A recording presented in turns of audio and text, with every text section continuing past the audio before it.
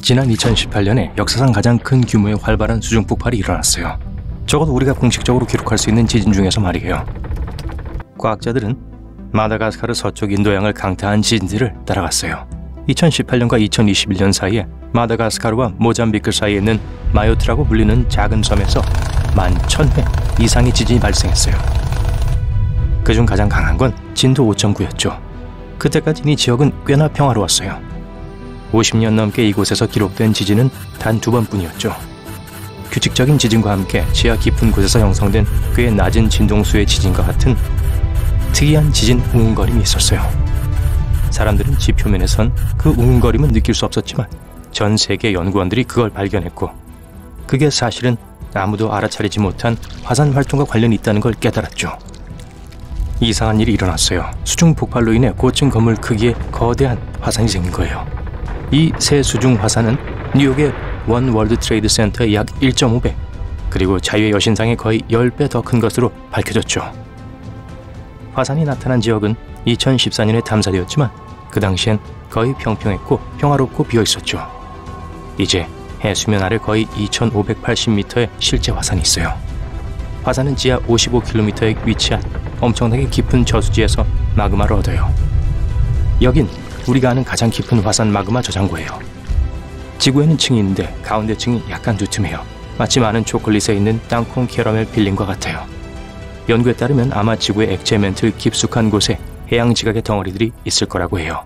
원래는 매끄러운 층이어야 할 것들을 커다란 덩어리로 만들면서 거기 끼어있죠. 우리 지구는 단단한 외층을 갖고 있어요. 거기엔 뜨거운 상부 멘틀과 갈라진 지각이 포함되어 있는 거죠. 부딪힌 멘틀은 항상 움직이고 마구 휘저으면서 표면의 지각을 움직이게 해요.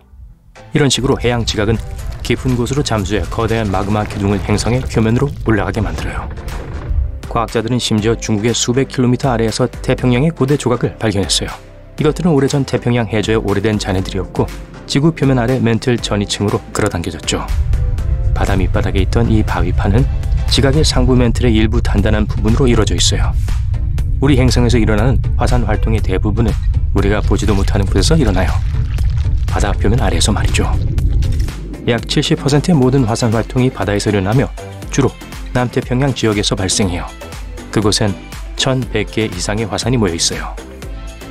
해안 절벽, 산맥, 토양, 그리고 계곡을 따라 늘어선 퇴적물, 이것들은 우리 행성의 암석 중 극히 일부예요. 바다는 지구 표면 아래 깊은 곳에 훨씬 더 많이 숨기고 있어요. 지구 표면과 중심부 사이엔 멘틀이 있어요. 이건 따뜻하고 끊임없이 움직이고 흐르는 두꺼운 바위층이에요. 수백 킬로미터 아래 다이아몬드가 자라고 있는 곳이 있어요. 이게 형성되면서 높은 온도와 압력을 거치고 결국 끝엔 얼어버리죠. 그런 식으로 이게 표면에 올라왔을 때 과학자들은 구조를 탐구하고 어떻게 형성되었는지를 알아내고 우리 행성의 깊은 곳에서 무슨 일이 일어나고 있는지 더 잘 이해할 수 있어요. 다이아몬드 덕분에 과학자들은 멘틀이 아주 축축하고 아마 지구의 모든 바다보다 훨씬 더 많은 물을 포함하고 있을 것이라는 걸 알게 되었습니다. 우리 지구는 자신의 바다를 먹어치우고 있어요. 지각판이 움직이고 잠수하고 다른 지각판 밑으로 들어가면서 내부로 엄청난 양의 물을 끌어당겨요. 우리 지구 표면 아래에 있는 물은 마그마를 발달시키고 단층 윤활액을 만드는 데 도움을 줄 수 있어요. 이 때문에 사실 지진이 일어날 가능성이 더 높아져요. 물은 사실 미네랄에 저장되어 있는데요. 이게 새로운 해양판이 형성될 때 행성의 지각에 포함되어져요. 이것들은 다른 판 아래로 갈리면서 구부러지고 갈라지는 과정을 거쳐요. 그리고 엄청난 양의 물이 지각과 멘틀 깊숙이 들어가지죠. 과학자들은 지 표면에서 29km 아래에 있는 지역을 조사해봤어요. 그들은 이 지역이 9억 킬로그램이 넘는 약 30억 테라그램을 끌어당긴다는 걸 알게 되었죠. 이런 바다는 완전 새로운 세계 같습니다. 수면 아래는 놀라운 경치가 펼쳐지거든요. 웅장한 폭포, 호수, 강이 있고요. 해저 밑에는 두꺼운 소금층이 있고 바닷물이 그 층을 통과하면서 소금을 녹여 웅덩이와 비슷한 걸 만들어 강과 호수가 형성됩니다. 용해된 소금은 주변의 물을 더 밀도 있게 만들어요. 그런 다음 그 물이 그곳에 정착해 결국 수중 호수나 강을 형성하게 되죠. 하지만 거기엔 산맥, 해구, 협곡도 있어요. 베링해에는 2,600m 이상의 수직 지형이 있는 협곡이 있어요. 수중 협곡이 거의 762m나 더 깊게 있어서 이게 그랜드 캐니언을 훨씬 더 작아 보이게 만들어요. 바다 깊은 부분은 정말 추운데 물의 온도는 4도 정도죠. 하지만 밑바닥에선 물이 끓는 것처럼 뜨거울 수 있어요. 해저에는 열수 분출구가 있어요. 이것들은 지각반의 가장자리에 위치한 온천이에요. 여기서 방출되는 물은 최대 400도까지 이를 수 있어요. 하지만 그런 깊이의 압력은 어마어마해요. 너무 강해서 사람이 감당할 수 없을 정도죠. 그래도 물이 끓지 않게 해주는 게 이 압력이에요. 바다의 깊이는 평균 3.7km예요. 빛의 파장은 매우 적은 양으로도 여전히 1000m로 들어갈 수 있어요. 그래서 그 지점 아래에 숨겨진 모든 미스터리는 완전한 어둠에 남겨져 있죠.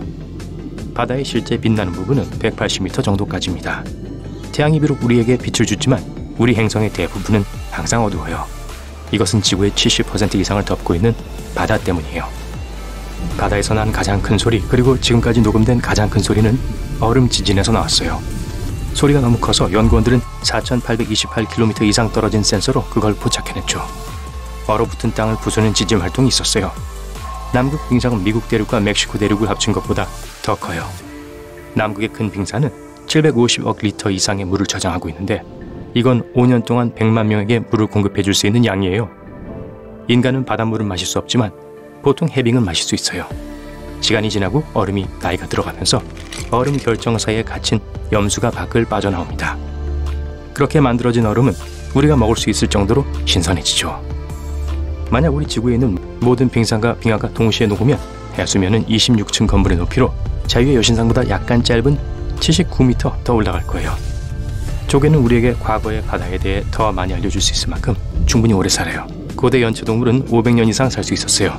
나무에 대해 더 알고 싶다면 나무 나이테를 보고 나이를 알 수 있어요.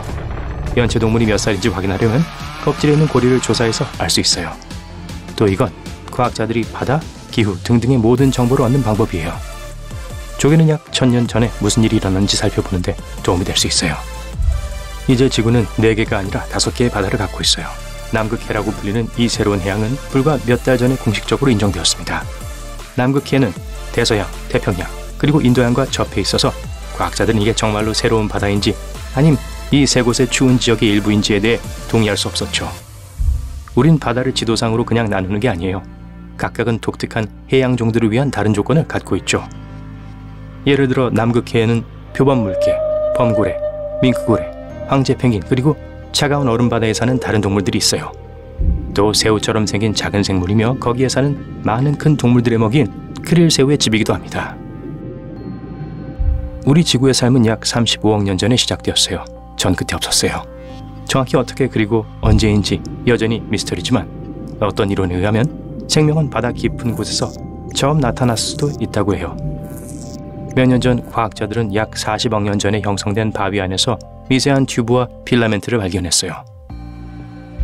이 바위들은 고대 해양 지각의 파편들이었죠. 또 이 작은 튜브와 필라멘트들은 아직도 바다 깊은 부분에 있는 열수 분출구에서 발견되는 미생물들과 유사해요. 이 살아있는 세포들이 분출구에 있는 작은 바위 구멍에서 생존할 수 있는 조건을 발견했다는 거예요.